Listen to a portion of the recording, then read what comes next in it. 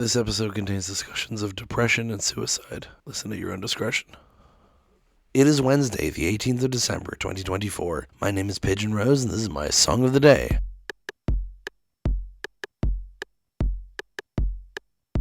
So far in Tally Hall Week, we've talked about two songs from their first album. Today we're talking about a song from their second album. I don't think I've mentioned this actually yet about Tally Hall. They only have two albums. They've been on hiatus for 13 years. By which I mean they did like gigs and stuff after this album came out. They did tours, but they haven't released an album since 2011, which is sad. But they've done solo stuff and they've done other stuff as well, so it's not like they've done nothing. It's just everyone's waiting for a third Tally Hall album like they're waiting for Half-Life 3, you know. It probably won't happen, but also it might happen. Half-Life 3 is maybe not the best example considering all the stuff that's been happening with Half-Life recently, but anyway. Wouldn't it be wild if by the time I release this they'd announce Half-Life 3? Anyway, see, the first album is obviously the first one I heard, so it always has a special place for me. Actually, incidentally, I mentioned that I discovered them through Albino Black Sheep. At that time, the 2005 version had been released, but the 2008 re-recording hadn't, and I, for whatever reason, couldn't find the 2005 version. I just got a download of complete demos, and I used to listen to that all the time. And then when the 2008 re-recording came out, I was like, oh, they finally released their first album. Wait, hold on, this is a re-release, what the fuck? So, that's funny, and like, that's why I was saying I prefer some of the complete demos versions, although I do really miss I Know It's Just the Same. I do like Stationary Love as well, and I reference it a lot, but I Know It's Just the Same is like one of their best songs, I think, and it's only on the Welcome to Tally Hall EP and the complete demos. Anyway, that's besides the point. The first album has a special place in my heart, but the second one grew on me over time, and I do really like it. We're only talking about one song from it this week, though, because we only have 7 days, but today we're talking about Hymn for a Scarecrow. I would say this is probably my favorite song on the album. I do like, the rest of it. I really like And, I really like Turn the Lights Off, and Misery Fell, and You, and Fate of the Stars. But Hymn for a Scarecrow is probably my favorite song on the album. So we're going to listen to it now and then come back in a few minutes and talk about it.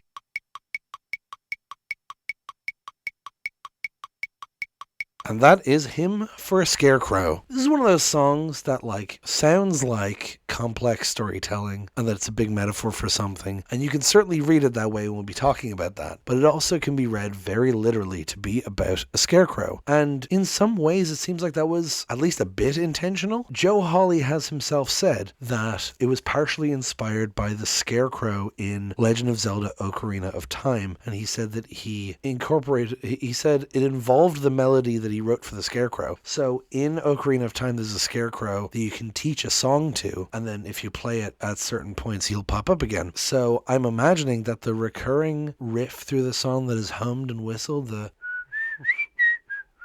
is probably the song that Joe taught to the Scarecrow, which is really interesting to me.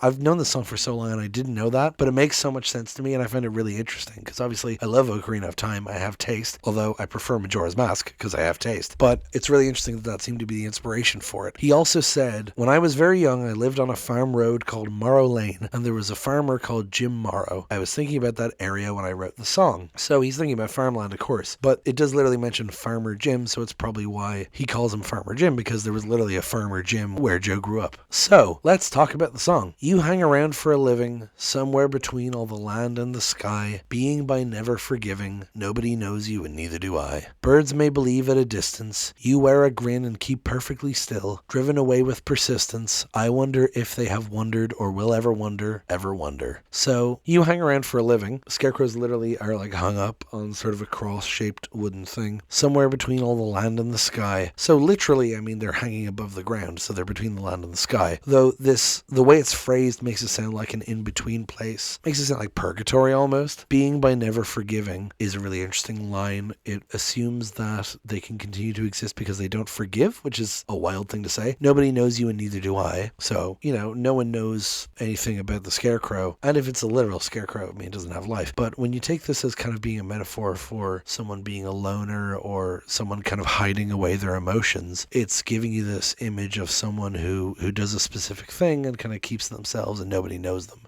Birds may believe at a distance, you wear a grin and keep perfectly still. Well, a scarecrow's job is to scare crows. So the idea is that the birds look from a distance and see the scarecrow and assume that it's just a human wearing a grin and keeping perfectly still. But of course, if they get closer, they will know that this is not true. Driven away with persistence, he drives them away. I wonder if they have wondered or will ever wonder, ever wonder. So they kind of go more into the ever wonder bit later, but one would assume that it's talking about like, do they wonder about you? Do they want to know you as well? And then Farmer Jim hums when he's all alone. He may imagine you heard and he knew. You wouldn't hear what he might have known. I wonder whether he wonders if you ever wonder, ever wonder. Oh, Scarecrow, maybe the wind knows whether you wonder who's calling your name. Scarecrow, maybe the wind knows whether you wonder if you are to blame.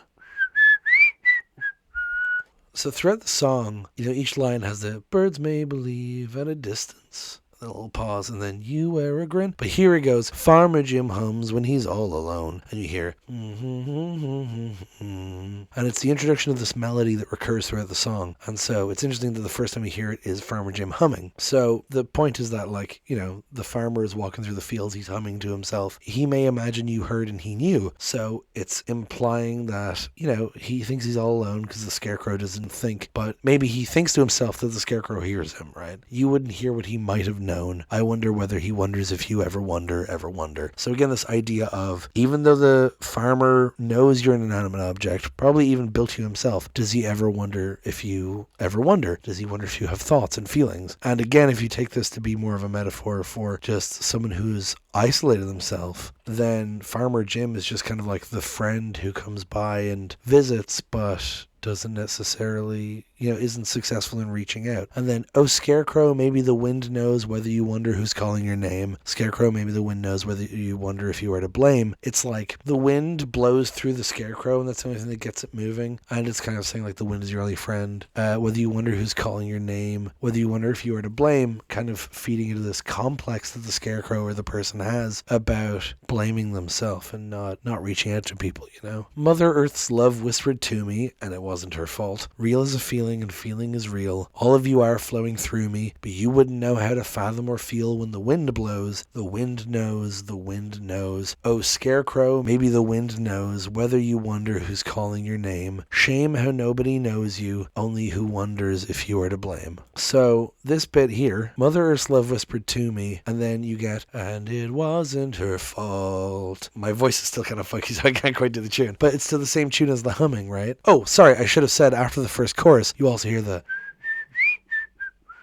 really quiet in the mix. But yeah, real is a feeling and feeling is real. All of you are flowing through me. So it's like Mother Earth talking to the scarecrow. Like real is a feeling and feeling is real is very cogito ergo sum. I think therefore I am, right? If you feel real and real is a feeling, then you're real. All of you are flowing through me, but you wouldn't know how to fathom or feel when the wind blows, the wind knows, the wind knows. It is kind of obscured phrasing here, but I think it's just saying like the scarecrow feels real and has this purpose despite what other people might not think. And then the chorus again, Scarecrow, maybe the wind knows whether you wonder who's calling your name. Shame how nobody knows you, only who wonders if you are to blame. So you kind of have this like taking pity on the scarecrow, and I like the little change up into the shame how nobody knows you, having a slightly different chorus, and then you get the bridge, saving the grain of your golden domain without ever reasoning why. The crows seem to know where you need them to go, igniting a spark in their minds so they circle and fly.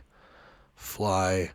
Fly. The word fly is repeated many, many times, and each time it's repeated, an instrument is added until it's just a cacophony, and I love that. So saving the grain of your golden domain, obviously he's looking over like a field of grain, without ever reasoning why. He doesn't question his job, his purpose. The crows seem to know where you need them to go, igniting a spark in their minds so they circle and fly. So it's this kind of circle of nature, this is what happens, and then the whole crescendo of fly, it feels like it's just the routine building and freaking him out, and it's like almost like a mental breakdown, but for a scarecrow. And I love, they used to do these behind the scenes vlogs when they were recording, and in the recording for this one, there's a whole extended bit of this outro where it shows like the different instruments playing the bits. I love it so much. It's so good. And then after the last fly, it goes You hang around for a living. It like goes back to what it was like at the start with just the acoustic guitar. You hang around for a living, blown in the wind like a pinned butterfly, monarch of ever forgiving. Some of us wonder if you want to die. Would you want to die? How I wonder, ever wonder, ever wonder, ever wonder. And that keeps repeating, and as it repeats, another voice comes in going, the wind knows, the wind knows, the wind knows. And you also start hearing,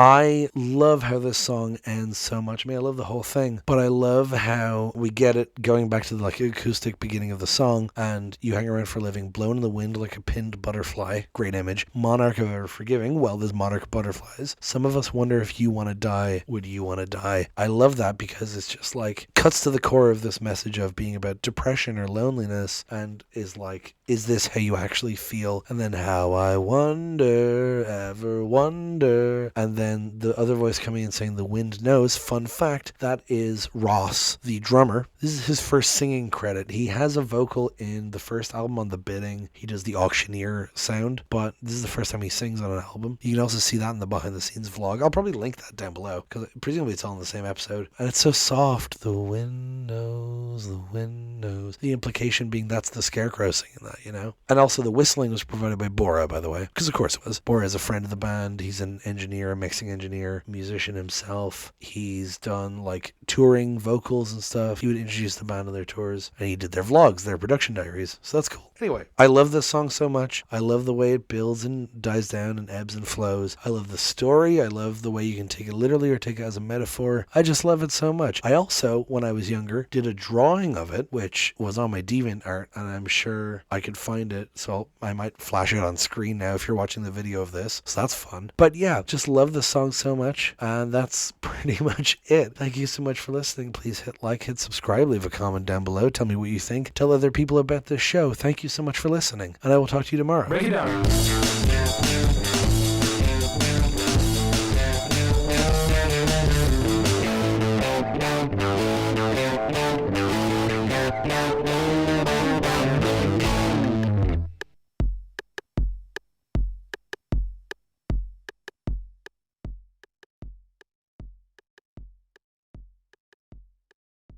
We're continuing on Tally Hall week here with a song from their second.